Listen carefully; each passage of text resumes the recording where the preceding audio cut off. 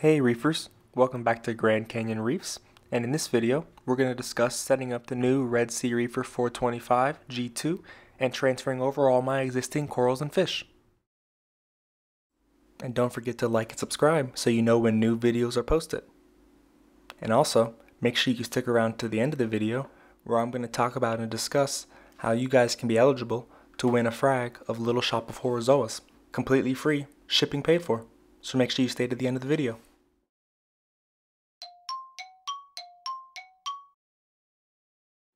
So when it comes to transferring large tanks with livestock still in them, I've actually had quite a few practice runs with previous tanks before this. In February of last year, I helped my brother move and set up a 6-foot, 125-gallon discus and planted tank. And the following month, in March of last year, I purchased my old 100-gallon tank, which was secondhand from somebody in Tucson, Arizona, which meant I had to travel 90 miles with a 100-gallon tank, stand, and sump, along with all the other equipment, and most important of all, the fish and corals. So despite this transfer into the new Red Sea tank being only 10 feet away from the old tank, this transfer definitely had the most fish, coral, equipment, and was by far the most stressful.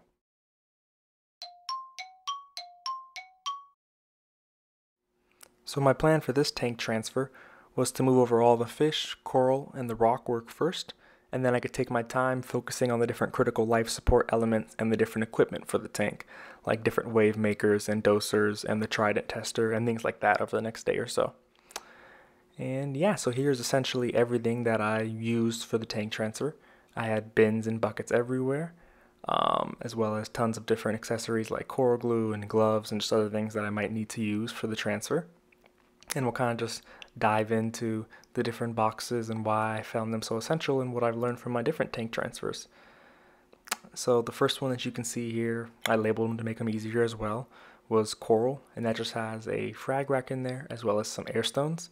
And so I essentially just filled that one up with some water and then was able to put a majority of all the corals in that tub. The next one here has fish on it, as you can see, and just similar to the coral one, but instead of having a frag racks, it had some PVC tubes for the fish to hide in, as well as a wave maker to really get some more oxygenation in that tub. And here you can see the table that held all the different bubblers and things along those lines. And so some of these smaller crates were just for other more delicate corals and smaller corals as well that I didn't want to get necessarily passed around in that larger tub. And this final tub was where I put all the rock work and filled it up with water as well, and had 2 large air stones in here as well, so that all that rock work and all the different organisms in the rock work were staying well oxygenated. And of course, I had tons of extra batteries and air stones and things along that line to just always be prepared. And here the new Red Sea tank is, one last time, before I started the transfer and stocked it up.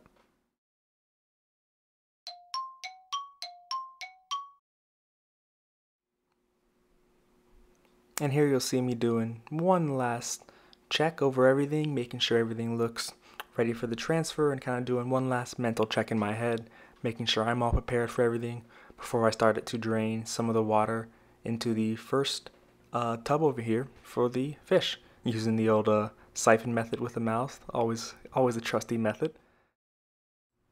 And I did just want to make a note too that I think it's really important that you should always get most of the water out of the tank that you're going to be putting into your new tank or into your holding containers or whatever it may be before you move around any big rocks or anything like that, and honestly before you even try and catch any fish. Because the second you start trying to catch fish or move any rocks around, you're going to stir up all the different gunk and gross stuff that you see when you do water changes that's in the sand. And then you're going to have that in the water with the corals or with the fish while you're doing the transfer, whether it's just from tank to tank or from one house to another. And so for that reason, it just makes more sense and is a lot less stressful on the animals that are involved if you just get the clean water from the tank that's been cycled and going through your filtration like normal first, and then kind of catch the fish and pick up the rocks and grab all the corals as all the water's mostly been drained out of the tank first. Just kind of like a little helpful thing that I've learned from doing both fresh and saltwater tanks that can really make a difference in the different animals and fish and organisms and how stressed that they become during the transfer. So yeah. And so here you can see I had drained around half the water so far into my various tubs, and I had taken a few of the easy to take out corals that were just on the sand bed and put them in the smaller bins.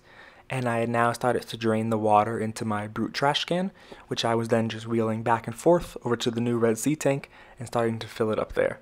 And as you can see in here, some of the fish are still swimming around, as well as all the rockworks, because like I had said, just don't want to stir up all that debris yet.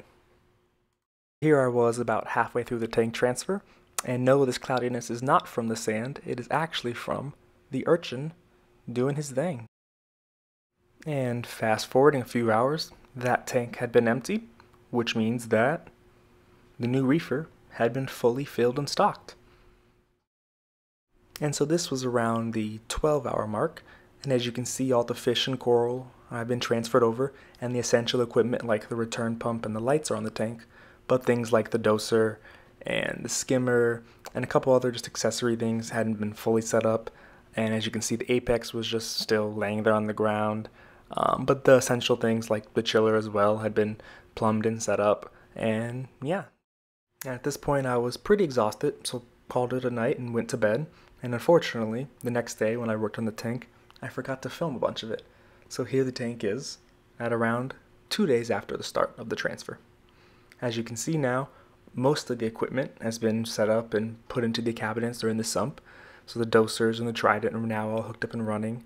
And yeah, it had looked really good and I was really proud of it, but it had been a long 2 days. But I think you can really see just like the immense difference when you transition from the old tank to the new one with it mostly set up.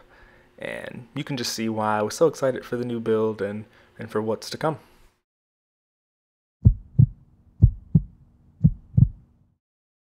And just a couple other bits and pieces of information that I learned along the way.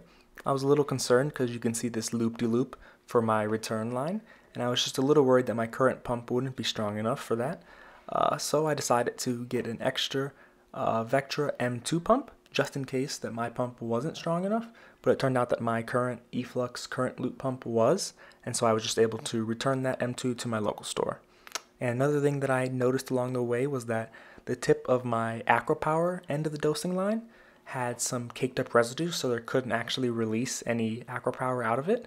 And as I cut back the dosing line, I realized that it had built up a majority of the way, multiple feet, and it actually took going really close to the actual dosing bottle before I had a clear line.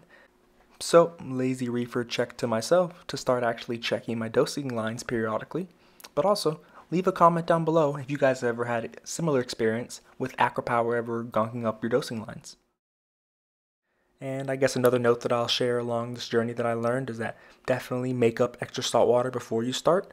I had obviously a 100-gallon tank transferring to 100, but I didn't account for the different things like sand displacement and other just water that I'll lose along the transfer. And so I had to make up some salt water during the process, which was a little stressful, but it is what it is.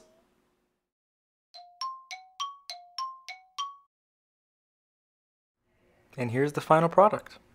Well, the semi-final product. There's still a ton of aquascaping to be done and corals have to be placed everywhere, but as far as the tank being up and running and all the fish and coral and livestock being transferred over healthy, it was a mission success. There were no fatalities, so you always love to see that. And yeah, enjoy a couple more shots of the tank as it was the first week after, and stay tuned for the details on this crazy giveaway that's going to be going down. And now, what many of you have been waiting for, the giveaway details. Yep, at the end of this year, I don't have an exact date or time range yet, but it will be at the end of this year, I will be giving away a free frag of Little Shops of Horrorzoas. Yeah, you heard that right. And especially crazy, there's no catches at all. I'll even pay for the shipping anywhere to your house in the continental United States. Yeah, no catches or no strings. Just free because I want to. I really do love and enjoy getting to share my reef tank, and so being able to share a simple coral frag like that also gives me insane amounts of joy. So, I'll have more details on it soon, but essentially, all you have to do to be eligible is subscribe to the channel. Yep, that's it. The winner will be chosen just by picking one of my subscribers. So make sure you hit that subscribe button so you don't miss out on your shot at a free frag of 3 to 4 heads of Little Shop of the Horrors. Well, that's just about going to do it for this video.